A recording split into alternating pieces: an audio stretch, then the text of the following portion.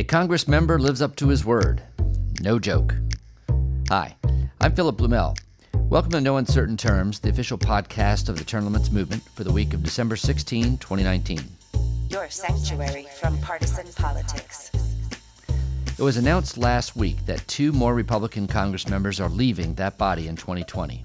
One, because he took an oath to do so. The other, well, U.S. Term Limits Executive Director Nick Tombolese will help tell the story. Hey, Nick. Hello, sir. So we're losing another member of the Congress to retirement, but this one, a congressman from Florida, has a particularly interesting reason for his retirement. Take it away. Yes, Ted Yoho, a congressman from Gainesville who ran on term limits initially, has decided he's going to keep his 4-term pledge and step down from Congress after 8 years. Yeah. So kudos to him. Absolutely. You know, he's talked about this in his campaign running for the Congress. In fact, he has a classic political ad that we should review right now. Career politicians, they're like pigs feeding at the trough. Career politicians got us in this mess, but all they do is throw mud at each other. I'm Ted Yoho. I'm a conservative businessman and a veterinarian. The career politicians have given us $16 trillion in debt. It's time for new leadership. I'll repeal Obamacare and balance the budget. And after 8 years in Washington, I'll come home. Let's put the mudslinging aside, run the pigs out of the trough, and put America first. I'm Ted Yoho, and I approve this message. How about you? Well, he made it pretty clear. He was only going to be in Washington for 8 years, and now he's fulfilling that promise. Yo-ho, no political career for me. Pirates of the Caribbean reference? Nobody? Okay. Mm-hmm. So now, I'm happy with what he's doing, but it's a little Sure. bit frustrating, honestly, because he term limits himself, but he never supports an amendment to term limit the whole Congress.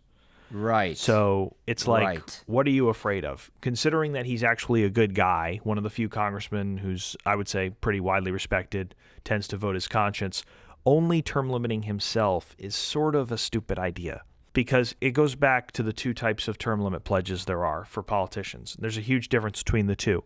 The self-limit pledge is when a politician says, I will personally only serve X number of years and then I'll retire. It's good. This is what he's doing. Helps create a culture of term limits, but it doesn't actually drain the entire swamp because only good guys make that promise. The bad guys either refuse or they'll make it and break it. Well, that's a good point. So it doesn't really change Congress when one person term limits themselves. It's about having the entire Congress rotate, new ideas come in, competitive elections across the board. When one person does it, it just doesn't give you the full effect. So what he really needed to do was to become active in trying to get an amendment passed so that term limits would be imposed on everyone. But he didn't do that, and he did not even sign the U.S. term limits pledge, which I found very disappointing and also surprising.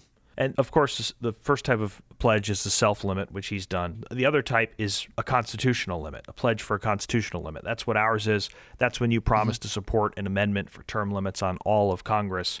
Our pledge is that type of commitment, and that's generally the type of pledge that we recommend because it's binding. It applies to everyone. It takes down not just the good guys, but also your Nancy Pelosi's, your Chuck Schumer's, your Alcee Hastings, etc.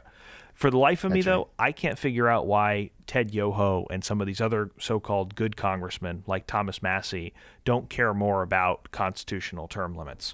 You know, No. They're kind of like janitors on the Titanic in a way. They're standing around, they're sweeping the floor, they're voting against corrupt bills, but those bills still pass anyway. They're doing nothing to avoid the big problem, to avoid the iceberg and pursue, big structural changes like term limits that would move the entire structure of Congress in the right direction. Right. So we have a glass half full or half empty in the case of Ted Yoho, but I do definitely want to give him credit for fulfilling his pledge. You know, he was a pretty successful businessman. He owned veterinarian practices, and he ran as a non-politician, spent his time that he said he was going to run and left, and we really need more people like that in Congress. And so I'll definitely give him credit for that. Hopefully the person that runs for the seat and follows him will take more of an active role in imposing term limits on the whole body. We'll see. Yeah, you can't take anything away from a person who wants to set an example of having a citizen legislature, that you're not supposed to spend a career there. But for term limits to really work, for you to feel the full force and the effectiveness of it, it really has to be an amendment that applies to everyone across the board. Sure it does. By the way, there were rumors that he was tempted to run for another term in spite of his pledge. And I'm sure that's true because there's so much temptation to do that. I mean, he was winning by overwhelming margins and he was successful in his fundraising, and all the arrows were pointing to being able to run again. Well, I think what you're staring at is a very intense, highly polarized political atmosphere in the country where both parties are so adamant about either maintaining control of a chamber or taking over control of a chamber.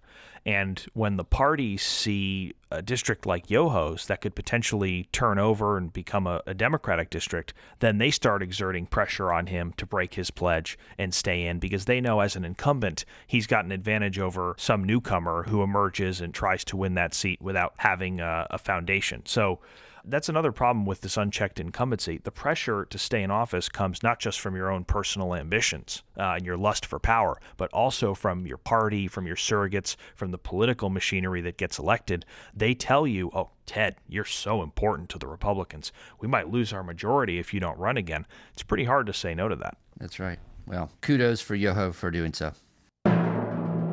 They pout, they cry, they stomp their feet, but mostly they embarrass America. This is politicians behaving like children.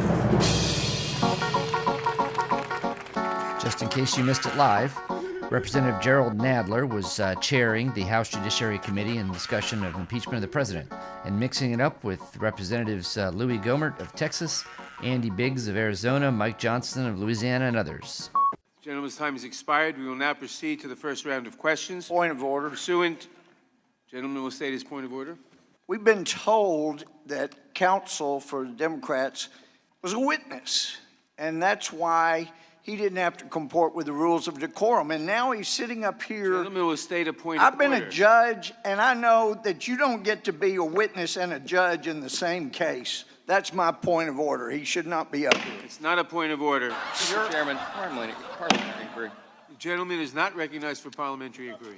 Mr. Chairman, what is The gentleman is not recognized.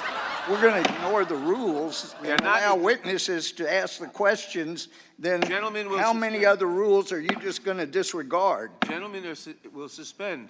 Gentleman will refrain from making. inquiry. Gentleman will. Well, I made a point of order, and you won't rule on it. I have not heard a point of order. If the gentleman has a stated point. Mr. Chairman, point of Gentleman order. has a point of order. He will state your point of order. Yes, Mr. Chairman. There is no rule nor precedent for anybody being a witness and then getting That is to not a come up point of and order. question. And so I have ruled we this- would. that The is point not- of order is he's inappropriate to be up here asking questions. That is not a point of order. He's here in accordance with Rule 66. How much money do you have to give to get to do? The gentleman will not cast aspersions on members of staff of the committee.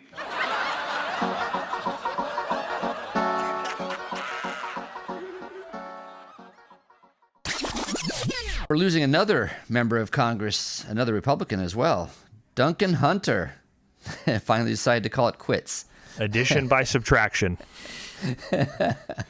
That's for sure. Now, we've reported on him many times in the podcast, but I never want to miss an opportunity to bring him up yet again because he certainly proves a lot of our points. He could have been reelected till the end of time if he hadn't been indicted on multiple counts of basically stealing. Actually, there were 60 criminal counts that he was initially charged with. Do you realize that? He was accused of spending about $250,000 in campaign funds on things like family vacations to Italy and Hawaii and private school tuition for their kids. And, of course, as you mentioned several times, airline tickets for their family's pet rabbit. Anyway, Duncan Hunter has pleaded guilty on one or two of these charges, and he's out of here. Well, look, good riddance to bad rubbish. Up to this point, he was really embroiled in the criminal law element of it. There's a multi-year investigation, indictment, charges. But now even Congress is saying he done messed up. All right? The Office of Congressional Ethics, which is the greatest oxymoron. It's apparently where they store your ethics while you're in Congress. They've released a 50-page report showing a consistent practice of misuse of campaign funds by Hunter and his family. We've gone through this before ad nauseum. $9,200 on an Italian vacation, $7,000 on Hawaii, $2,900 Arizona, and then $3,000 to go to a wedding in Idaho. And lest we forget, $600 in campaign funds to fly a pet rabbit around the country. Look, I'm sorry, Mr. Fuzzy Feet. I didn't mean to drag you into this. Who's the cutest rabbit? You are. Yes, you are.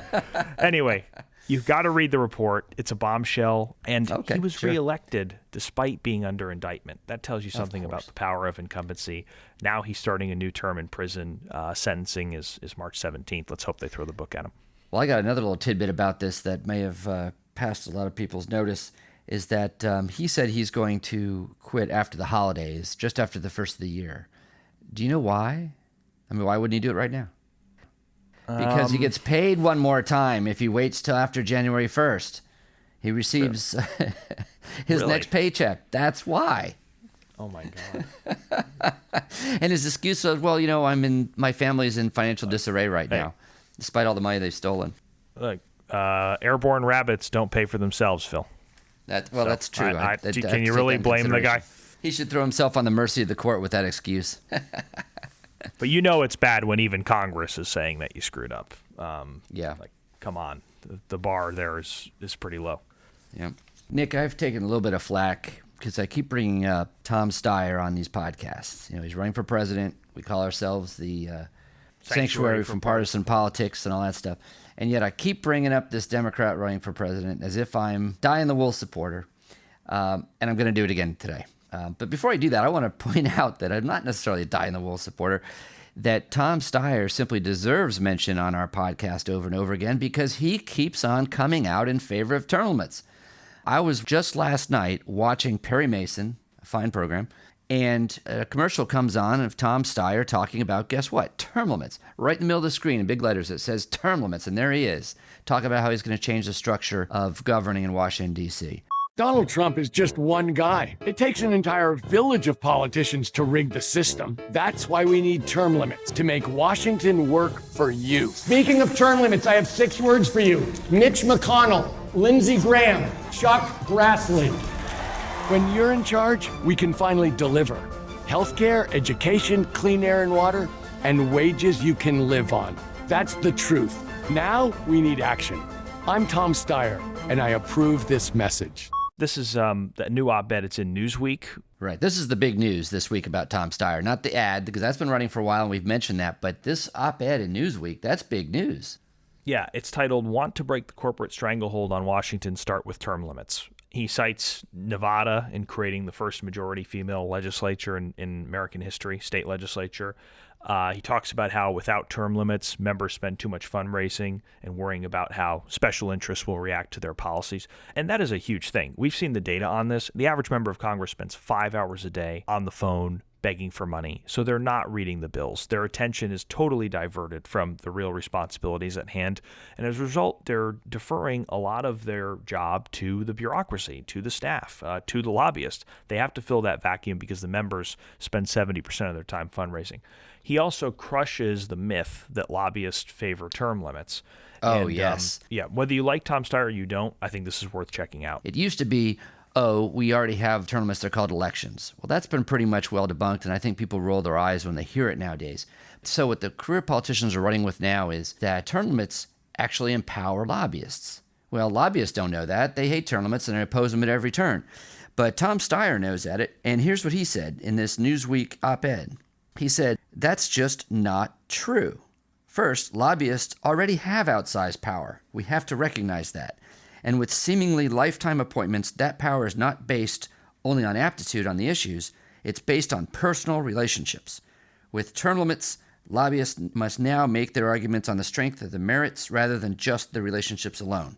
Legislators in term-limited states are more likely to distrust lobbyists than are their non-term limited peers, and more skeptical of lobbyists than politicians who have been in office for term after term after term.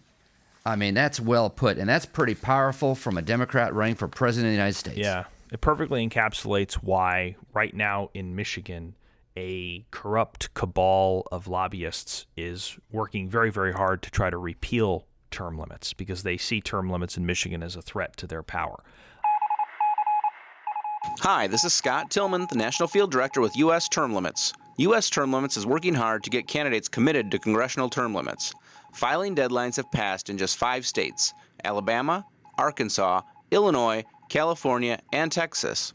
We already have over 125 non-incumbent candidates for Congress who have signed our pledge.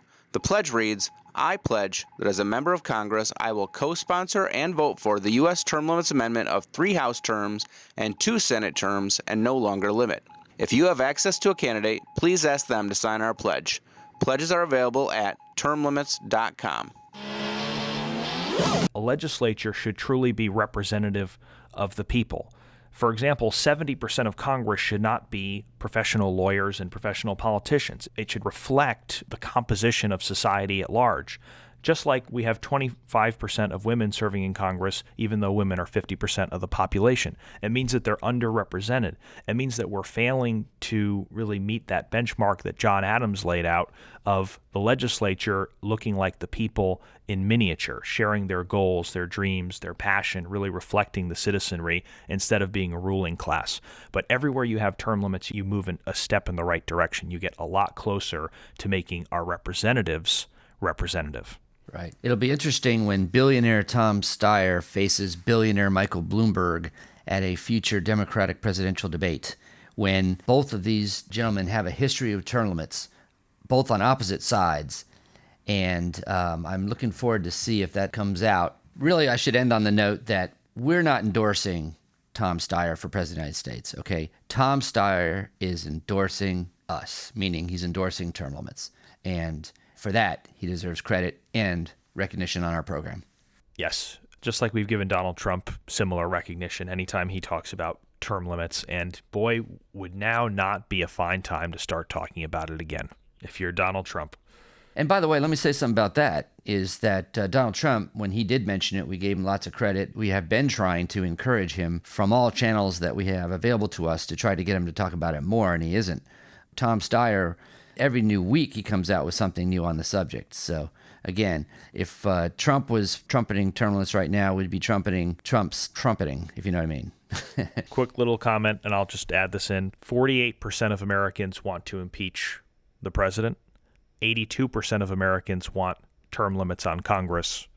Only one of those two issues is being debated by Congress right now. Why do you think that is?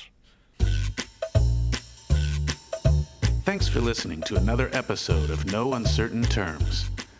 Term limits for all members of Congress is no longer a question because the term limits movement is happening, and it always, always wins with the voters. Do you want to be a part of it? Start by spreading the word. Share this podcast with a friend of any political persuasion. Everyone is for term limits. Subscribe to this podcast wherever you listen to podcasts, or simply listen to it on our website at termlimits.com.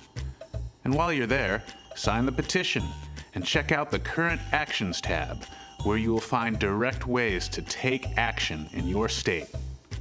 We'll be back next week. The revolution isn't being televised. Fortunately, you have the No Uncertain Terms podcast.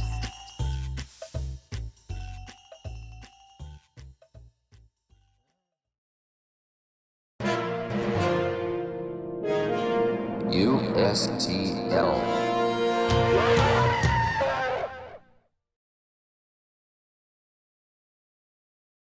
All right, so go Sty Dog. Right on. That's partisan. We got to edit that out. Okay. All right. Yeah, you're right. Get rid of that. How about through him, with him, in him, in the unity of the holy Sty Dog, all power and glory forever and ever. Amen. That might be considered partisan. Let's edit that out.